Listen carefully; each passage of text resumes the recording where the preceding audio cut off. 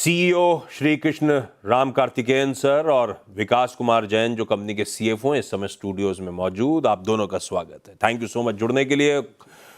Best विशेष आपके इस offering की जिसकी आज की शुरुआत आज से शुरुआत हुई उसके लिए। पहले क्विकली स्नैपशॉट दे देता हूं स्क्रीन पे, फिर ग्राफिक्स चलते रहेंगे। आज से खुला है ये आईपीओ सब्सक्रिप्शन के लिए, फ्राइडे को बंद होगा। 674 से 708 का है प्राइस बैंड। ऑलमोस्ट 8,900 करोड़ रुपए जुटाने की योजना।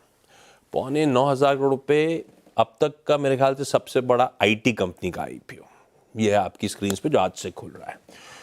Shri Krishna sir welcome back. Welcome back इसलिए कह रहा हूं कि आज से 3-4 साल पहले जब मैं हेक्सावेयर का बोर्ड रूम किया करता था तो सर से इंटरेक्शंस होते थे हर क्वार्टर में। इंटरेस्टिंग जर्नी इस कंपनी की। अतुल निशार साहब ने शुरुआत करी थी हेक्सावेयर टेक्नोलॉजीज की।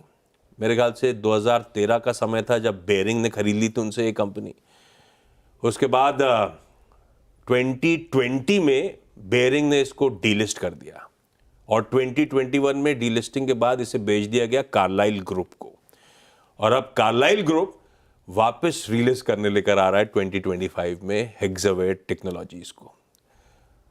क्रोनोलॉजी सही है ना सर? और इस बीच मेरे ख्याल से 2014 के आसपास बेयरिंग के लेने के बाद सर ने इस कंपनी की कमान संभाल ली थी। ये क्रोनोलॉजी सही समझाई ना मैंने? आप हिस्ट्री हमारा बहुत अच्छे जानते हैं। आपके आने से पहले वापस रिविजिट भी करनी पड़ी थी। अच्छा, दो चीजें। एक चीज बदली इतने सालों में मैं नोटिस कर रहा हूं हेक्सावेयर के बार बार लोगोस। और 2014 से अब तक आप बहुत ज्यादा बदले नहीं, वैसे बिल्कुल वैसे ही दिख रहा हो जब 2020 में लास्ट इंटरेक्शन होता था। अच्छा, कार्लाइल तो एक अमेरिकन मल्टीनेशनल बड़ी फाइनेंशियल सर्विसेज फर्म। विकल्प होंगे आपके पास अदर मार्केट्स में भी लिस्ट करने के, खासतौर पे यूएस में। यहां क्यों वापस आए? दो चीज, हाँ, पॉजिटिव्स क्यों और नेगेटिव क्या सोचे थे। पॉजिटिव्स तो हमारे यहाँ पर रेलेवेंस, हमारा ब्रांड बहुत बेटर है, यहाँ का मल्टीपल्स बेटर है। India market is the fastest growing capital market in the world. तो बहुत सारा पॉजिटिव्स है। एक ही चीज़ हमने सोचे कि भैया कार्लाइल जब बेचेगा पूरा हमारा, जब मार्केट में इम्पैक्ट होगा कि नहीं होगा। और हम पूरा कन्विक्शन में है कि नहीं होगा इम्पैक्ट, क्योंकि हमारा मार्केट इतना बढ़ गया और हर महीने मेरे ख्याल से 25,000 करोड़ या 30,000 करोड़ नया कैपिटल आ रहा है। तो इसीलिए हमारा कन्विक्शन हुआ। इंडियन मार्केट में कन्विक्शन है, हम अच्छे मल्टीपल्स भी देते हैं, इसीलिए वर्लपूल वाले यहाँ पे माल छोड़ रहे हैं क्योंकि उनको भी यूएस के मुकाबले यहाँ बहुत अच्छे मल्टीपल्स मिल रहे हैं। लेकिन 8,750 करोड़ रुपए मोबिलाइज करने की विकास में बात कर रहा हूँ, अब तक का सबसे बड़ा मोबिलाइजेशन आईटी कंपनी द्वारा। किस तरह का रिस्पॉन्स, रोड शोज में उत्साह वगैरह देखने को मिला, क्योंकि हैं अनसर्टेन टाइम्स? कल हमारा एंकर बुक रिलीज हुआ। और अगर आप एंकर बुक देखेंगे तो इसमें पार्टिसिपेशन 40% डोमेस्टिक का, 60% फॉरेन इन्वेस्टर्स का। और एंकर बुक में टॉप 10 इंडिया के म्यूचुअल फंड्स में से 9 हैं। अगर आप सॉवरेन फंड्स देखेंगे टॉप 3 हैं। अगर आप इंटरनेशनल फंड्स देखेंगे, आप कोई भी बड़े नाम पिक कर लीजिए, सब हैं उसमें। सो एंकर बुक का रिस्पांस तो बहुत ही स्ट्रांग रहा है। बुक आज खुली है तो हमें कॉन्फिडेंस है। मैं पता है Shri Krishna sir, uncertain times की बात इसलिए कर रहा हूँ, जिस समय आप आईपीओ लेकर आ रहे हो यहाँ पे स्लो डाउन है स्टॉक मार्केट, हालात हम सब देख ही रहे हैं। थोड़ी बहुत रिकवरी को भी उत्साह से हम लोग चैनल पे मेंशन कर रहे हैं। ग्लोबली बहुत अनसर्टेनिटी ट्रम्प साहब के आने के बाद। तो इस बैकड्रॉप में ये टाइमिंग सोच समझ के आए थे, गलत पड़ गया? मैं 3 चीज़ बताता हूँ। हाँ, जो मार्केट यहाँ का अनसर्टेनिटी है, हमारा बिजनेस फंडामेंटल्स को कोई इम्पैक्ट नहीं करता है। बल्कि जहाँ यहाँ का अनसर्टेनिटी में जो रीज़न है, एटलीस्ट वन रीज़न हमारे लिए बहुत पॉजिटिव है। I will come back to that later. रुपी आता हूँ उस पर, ठीक है, बात। दूसरा ये है कि इस मार्केट में, ऐसा मार्केट में जो कंपनीज आता है, हमारा कॉन्फिडेंस सबको दिखना चाहिए। High quality long term investors will do well. The third thing जो विकास ने बताया, एंकर इन्वेस्टर्स ऑलरेडी बता दिए। 9 out of top 10 mutual funds, 3 of the top sovereign wealth fund सारे हैं। ये सब लोग काफ़ी सोच समझ के ही डिसाइड किए। ठीक है, टाइम्स अनसर्टेन है। पहले एक कहानी थी, एक नैरेटिव था कि एक बार 2024 के यूएस इलेक्शंस खत्म हो जाए, सामने क्लैरिटी आ जाए तो सीईओज सीटीओज यूएस में बैठे हुए अपने स्पेंड्स बढ़ाएंगे। बीच में ये भी था कि कॉर्पोरेट अमेरिका के टैक्स कट्स भी हो रहे होंगे तो और तूल दे रहा होगा। पर अभी सिचुएशन तो उल्टी है, अभी तो अनसर्टेन एनवायरनमेंट है, किसी को पता नहीं है ट्रम्प साहब की बंदूक कहां चलने वाली है। टैरिफ और छेड़ दिया है, मूड बिगड़ा हुआ है। आई एम श्योर बजट्स को लेकर सीईओ सीटीओज भी अनडिसाइडेड होंगे। है मूड कैसा आईटी का, डिमांड एनवायरनमेंट है कैसा इस समय? थोड़ा सा सिनेरियो चैलेंजिंग हो गया है, नहीं हो गया है? जो चीज़ बिल्कुल क्लियर है हाँ। ट्रम्प एडमिनिस्ट्रेशन का, वो बताते पहले टैक्सेस बढ़ेंगे नहीं, हाँ। कम भी हो सकता है बट डेफिनेटली बढ़ेंगे नहीं। हाँ। दूसरा, रेगुलेशंस कम होंगे, ये तो 100% श्योर है। अक्रॉस इंडस्ट्रीज रेगुलेशंस कम होंगे। एमएनए और आईपीओ के लिए पूरा सपोर्ट है। तो ये 3 चीज़ें पूरा क्लियर है। इसकी वजह से बहुत सारा सेक्टर्स ऑलरेडी काफ़ी पॉजिटिव है। नाउ टैरिफ्स कुछ सेक्टर्स को इम्पैक्ट कर सकता है। हमारा बिजनेस देखिए, ये जो सर्विस बेस्ड इंडस्ट्रीज 83-84% रेवेन्यूज है, goods based industries 16% of revenues है, जिनमें टैरिफ का इम्पैक्ट है, बाकी में थोड़ा सेकेंड ऑर्डर इम्पैक्ट है। और जो सबसे ज़्यादा फर्स्ट ऑर्डर इम्पैक्ट वाला इंडस्ट्रीज है, ऑटोमोटिव बहुत ज़्यादा है, स्टील, एल्यूमिनियम, जिसका भी ऑटोमोटिव में इम्पैक्ट है, ये सब में हमारा क्लोज टू जीरो एक्सपोजर। नहीं, वर्टिकली तो वेल डाइवर्सिफाइड हो आप लोग। हालांकि आपके पीयर्स का फाइनेंशियल सर्विसेज तड़का आपसे ज्यादा है। आपका मेरे ख्याल से 1/4 of the revenues financial services से आते हैं। खैर, वेल डाइवर्सिफाइड होना अच्छी बात है, बुरे दिनों में ये सेक्टर भी घूमेगा। मुझे बिजनेस, क्योंकि जब मैंने पढ़ा तो वो अपन तो कहते थे आईटी सर्विसेज मुहैया कराने वाली कंपनी, आरएचपी कहता है global digital and technology services company centred around AI. तो जो पहले लिस्टेड हेक्सावेयर था और आप 4-5 साल डाउन द लाइन जो हेक्सावेयर आ रहा है, इसमें क्या बदल गया है? और इस दौरान एआई की नॉइज और सब कुछ बहुत बदला है, बड़ा है। तो ये बिजनेस किस हद तक बदल गया है 4 साल डाउन द लाइन?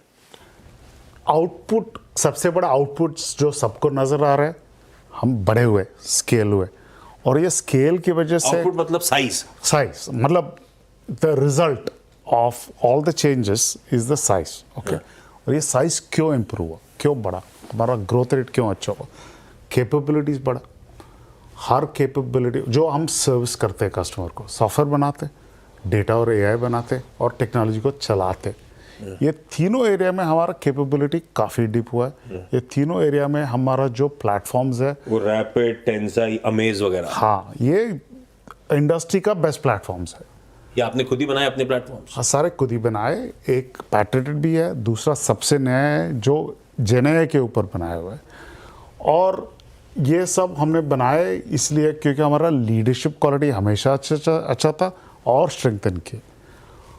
बदला क्या नहीं है, 2 चीज़ नहीं बदला है।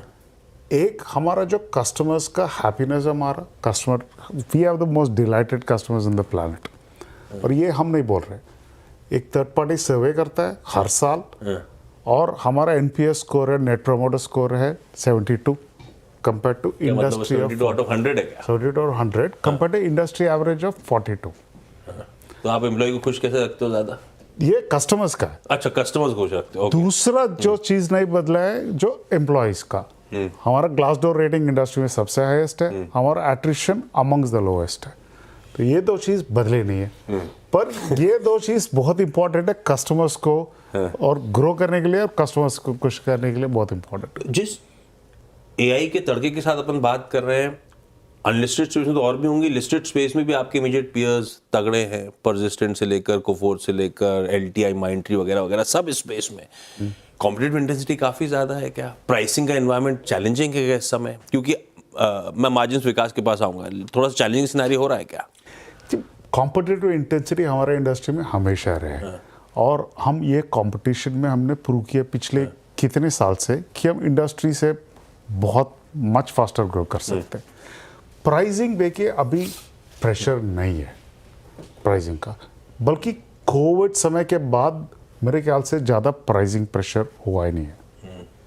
नहीं, ग्रोथ तो तगड़ी है। जो 9 महीने के रेवेन्यूज दिखाए थे, साल दर साल 12% का उछाल है।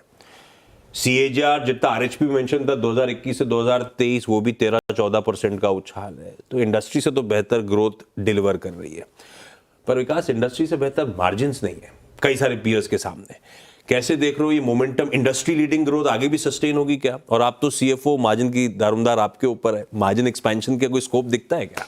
क्योंकि यूटिलाइजेशन तो अभी ऑलरेडी 80-85 पे खड़े हुए हैं आपके, लीवर्स कितने हैं? हमारा यूटिलाइजेशन 81% पे है। हमने एक्चुअली बिजनेस में काफ़ी निवेश किए थे और उनके रिटर्न्स अब हमें दिखने लगे हैं।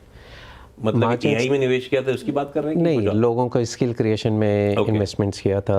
टियर 2 सेंटर्स में हम अपने लोकेशंस खोल रहे थे, उसमें हमने इन्वेस्टमेंट किया था। टेक्नोलॉजी में इंटरनली हम ERP इम्प्लीमेंट कर रहे हैं खुद के लिए, उसमें इन्वेस्ट किया था, जिसको वन टाइम कॉस्ट को हम चार्ज ऑफ नहीं कर सकते हैं। तो अगर आप देखोगे हमारा एडजस्टेड मार्जिन जो हमने दिया है वो 17.4% है। रिपोर्टेड 15.8 था। 17.4 इंडस्ट्री में सबसे कंपैरेटिबल नंबर्स है, कुछ से तो बेटर भी है। ये हमारा बेसलाइन है गो फॉरवर्ड बेसिस पे, क्योंकि जितने भी एडजस्टमेंट्स हमने इस साल किए हैं ये सब अब बंद हो जाएंगे। ये वन टाइमर्स थे। अब जो मैंने ERP इम्प्लीमेंटेशन का, वो हमारा प्रोजेक्ट जो है गो लाइव हो रहा है, तो इसके कारण हम उसको इनकर नहीं करेंगे।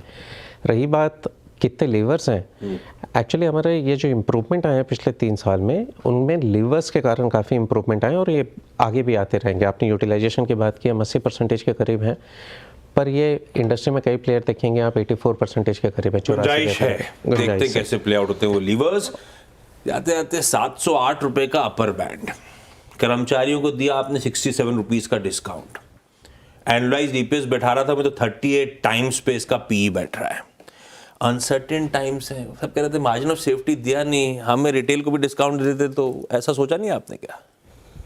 ये जो 4 लोग हमने कंपैरिजन पेयर किए, उनका मीडियन है, एवरेज है 55। हाँ। और तो एक इशू, अच्छा इसी को फॉलो अप, समय खत्म हो रहा है। कार्लाइल है फाइनेंशियल इन्वेस्टर, 95 से रिड्यूस करके लेकर आएंगे 75 पे, ले दे के हम सब जानते हैं माल उसको उनको छोड़ना ही है, तो वो एक हमेशा ओवरहैंग रहेगा अभी ना वैसे भी स्टॉक पे। मैं ये पहले आपने जो पूछे किस मार्केट में लिस्ट करना, इसमें हमारा सबसे बड़ा कंसिडरेशन ये था कि मार्केट में ओवरहैंग रहेगा कि नहीं रहेगा। और हर महीने हम लोग एब्जॉर्ब कर लेंगे। हर महीने में 30,000 करोड़ नया कैपिटल इनफ्लो आ रहा है, तो ये कार्लाइल का स्टेक क्या बचता है उसमें? ठीक है, बेस्ट विशेष इस इशू को लेकर सर। आप दोनों का धन्यवाद जुड़ने के लिए। क्विकली छोटा सा ब्रेक के उस पर दिखाता हूं ओम कैपिटल का व्यू हेक्सावे टेक्नोलॉजीज के इस IPO में। सब्सक्राइब करना है या नहीं?